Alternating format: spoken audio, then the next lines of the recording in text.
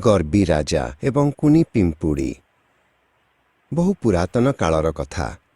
ଅଧିରାଜ ନାମକ ଜଣେ ଅତି ପରାକ୍ରମୀ ରାଜା ଥିଲେ। ସେ ନିଜର ଶକ୍ତି ଓ ସମ୍ପତ୍ତି ପାଇଁ ବହୁତ ଗର୍ବ କରୁଥିଲେ।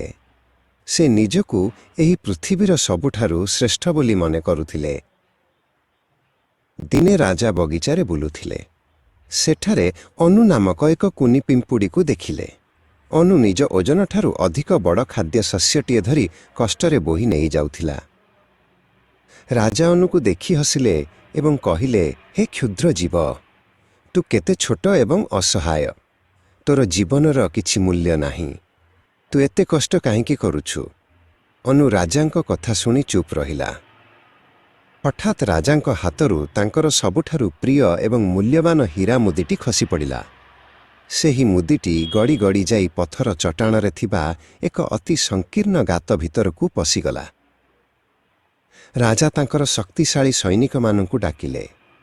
ସେମାନେ ପଥର ଘୁଞ୍ଚାଇବାକୁ ଚେଷ୍ଟା କଲେ, କିନ୍ତୁ ଗାତଟି ଏତେ ସଂକୀର୍ଣ୍ଣ ଥିଲା ଯେ କାହାରି ହାତ ତା ଭିତରକୁ ପଶିଲା ନାହିଁ। ରାଜା ବହୁତ ଦୁଃଖିତ ହୋଇଗଲେ। ସେ ଭାବିଲେ ଯେ ତାଙ୍କର ସେହି ମୂଲ୍ୟବାନ ମୁଦିଟି ବୋଧହୁଏ ଚିରଦିନ ପାଇଁ ହଜିଗଲା। ସେ ନିରାଶ ହୋଇ ମୁଣ୍ଡରେ ହାତ ଦେଇ ଗୋଟିଏ ପଥର ଉପରେ ବସିପଡ଼ିଲେ। ସେତିକିବେଳେ କୁନି ପିମ୍ପୁଡ଼ି ଅନୁ ଧୀରେ ଧୀରେ ରାଜାଙ୍କ ପାଖକୁ ଆସି କହିଲା, ମହାରାଜ, ବ୍ୟସ୍ତ ହୁଅନ୍ତୁ ନାହିଁ। ଯଦି ଆପଣ ଅନୁମତି ଦେବେ, ମୁଁ ଆପଣଙ୍କର ସେହି ମୁଦିଟି ବାହାର କରି ଆଣିପାରିବି। ରାଜା ଅବିଶ୍ୱାସରେ ଚାହିଁ ରହିଲେ। ଅନୁ ଧୀରେ ଧୀରେ ସେହି ଅଣଓସାରିଆ ଗାତ ଭିତରକୁ ପଶିଗଲା। ସେହି ଅନ୍ଧାରିଆ ସ୍ଥାନକୁ ଯିବା ଜଣେ ମଣିଷ ପାଇଁ ସମ୍ଭବ ନଥିଲା।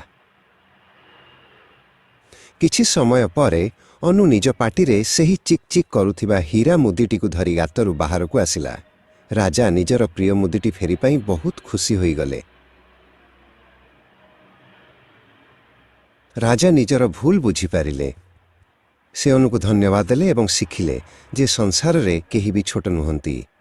ସମସ୍ତଙ୍କର ନିଜସ୍ୱ ଗୁରୁତ୍ୱ ଏବଂ ଶକ୍ତି ଥାଏ।